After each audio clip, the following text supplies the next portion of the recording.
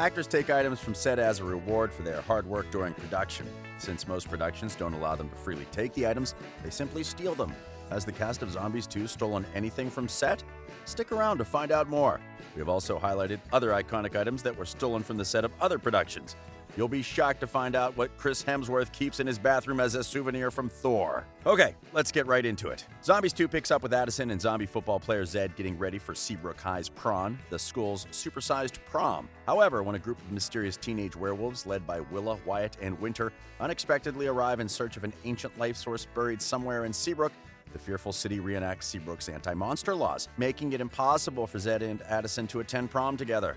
Determined to keep their plan to be the first zombie cheerleader couple to go to the prom, Zed runs for school president, and Addison tries to establish whether she's really a werewolf. The makeup and costumes team took 6 weeks of prep to come up with the right balance when it comes to costuming in Zombies 2. The discussion about the amount of fur, facial prosthetics, and even nail length was all important as the department heads determined how far they could go before the creatures became too scary for the audience.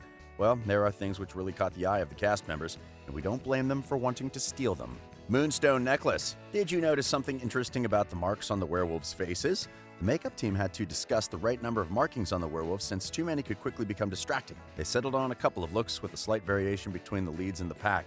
Willa and Wyatt have purple claw marks. Willa has 3 marks symbolizing her being alpha, and Wyatt has 2, which probably makes him beta. Winter and most of the background wolves seem to have some type of triple diamond marks.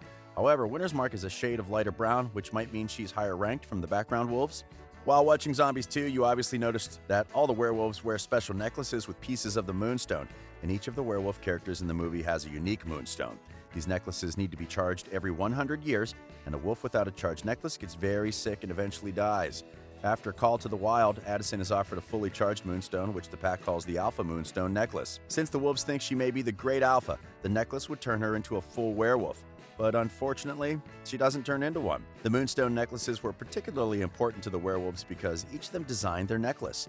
They may look the same, but if you look closely, you will notice the different designs. Ariel admitted that she wanted to steal her moonstone necklace, but we know all the werewolves also wanted to keep their moonstone necklaces. Zbands. 50 years ago in the planned community of Seabrook, an accident at the Seabrook power plant resulted in an explosion that caused half the population of Seabrook to turn into brain-eating zombies. Those that weren't affected constructed a wall to quarantine the zombies from the rest of Seabrook in a territory called Zombie Town.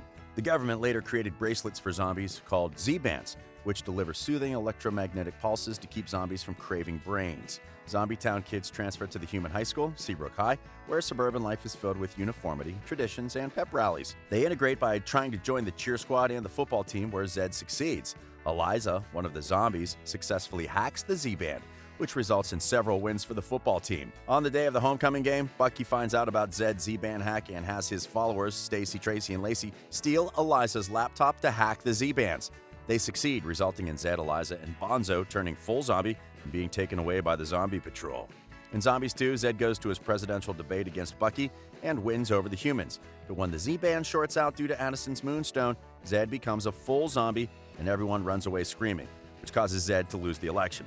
The Z-Bands were sentimental items on set, and the cast members who played the zombies really wanted to have the Z-Bands for good. Cheer costume. Bucky is the coach of the famous Seabrook cheer squad, stopping at nothing to uphold the title. He highly dislikes all and any zombies, thinking that they are unsafe. Because of this, he allows none of his recruited cheerleaders to associate, let alone socialize with zombies. His cousin Addison really wants to be part of the cheer squad for many reasons, including the fact that they had the coolest cheer costumes. Meg Donnelly and Trevor Torgman both admitted that they wanted to steal the cheer costumes from the set. Jackets. Just like every other high school in a Disney production, Seabrook High students have some really cool jackets. Trevor Torgman, who probably has the most jackets in the franchise, admitted that he wanted to take a couple of them home. In a deleted scene in Zombies, Bree practices for a routine, and the AC squad immediately approaches Addison with jackets. The jackets all had their names embroidered, and they had already picked out a name for Addison, Casey. Naturally, they all wanted to keep these jackets as souvenirs, especially since they had their character names embroidered on them. The cast of Zombies probably hasn't officially stolen anything yet because they're not done with filming. The cast of Descendants, on the other hand, went home with a couple of souvenirs after they wrapped Descendants 3. On the last day of filming, they asked if they could keep some of the items, and Disney said no, so they stole them. Since they all had a lot of jewelry while filming, they figured that if they take a couple, Disney would never notice. Well, Disney found out that they refused to return the items anyway. Dove took her crown, her Maleficent ring, her bracelet, and several other things which she didn't even use while they were filming. The cast of High School Musical also went home with a couple of things after they were done filming. In an interview with BBC Radio 1, Zac Efron said he'd taken a few things from movies he's been in. He said he took his board shorts from Baywatch, his basketball jersey from High School Musical, and the belt he wore as Link Larkin in Hairspray. He said he sometimes still wears the belt. Ashley Tisdale, who played Sharpay Evans in High School Musical, said that she took her character's entire wardrobe from the first film, like Disney doesn't have any of the clothes Sharpay wore in the first film. Vanessa Hudgens, who played Gabriella in all 3 High School Musical films, said she still has the necklace Troy Bolton gave her in the movies. Several things may have disappeared from Disney, but another production that has mysteriously lost a couple of items is the Marvel Universe. Ben Affleck was one of the people who were lucky enough to portray Batman, and after all the hard work, he believed that he needed a reward. He said, "I straight up stole a Batarang. I put it in my pocket thinking I had earned it. The props guy came to get it, and I said no. I thought I had kind of a movie star pass for that kind of thing." In 2018, Jimmy Kimmel Live interviewed for Avengers Infinity War. Kimmel asked the cast if they had kept any mementos from the Marvel sets. Chadwick Boseman admitted that he took the Camellia beads from Black Panther. Chris Hemsworth has played Thor in the Marvel Cinematic Universe in 3 separate solo movies and plenty of other crossover films. He kept a memento of every single time he was called upon to play the God of Thunder. The actor keeps 5 separate prop versions of the Mjolnir, the magical hammer wielded by Thor, throughout his home. One special Mjolnir prop is on permanent display in the bathroom, which makes us wonder, doesn't Marvel realize that the hammers keep disappearing every time Chris leaves the set? Hilarious. When Andrew Garfield took over for Tobey Maguire and swung into screens as the new Spider-Man in The Amazing Spider-Man, he brought some necessary freshness into the role. As it so happens, he also took something from the role when filming was finished: his suit. Peter Quill, aka Star-Lord, has traveled from galaxy to galaxy fighting crime and sometimes even being a criminal in Marvel's Guardians of the Galaxy. Chris Pratt had no shame in admitting that he didn't leave the red leather jacket behind when he finished filming. The actors usually steal small items that they can easily slip into their pockets or bags, but nobody gave Robert Downey Jr. that memo.